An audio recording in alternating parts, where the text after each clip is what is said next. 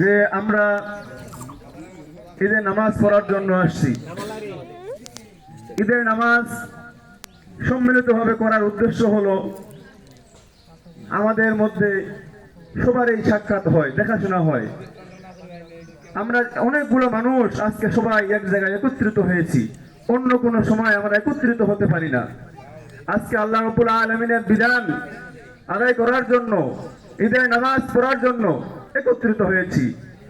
এর মধ্যে অনেক ফায়দা রয়েছে। আজকে আনন্দের দিন, খুশির দিন।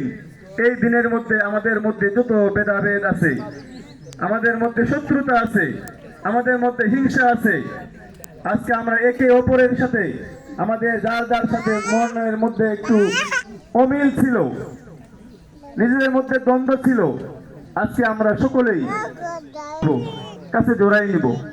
এটা হলো আমাদের ঈদের নামাজের হিকমত। আল্লাহ রাসূল বলছে, তোমরা নিজেদের ভেদাভেদ ভুলে যাও, সবাই একত্রিত হও, আনন্দ করো। এই জন্য আমি আপনাদেরকে আহ্বান করবো যে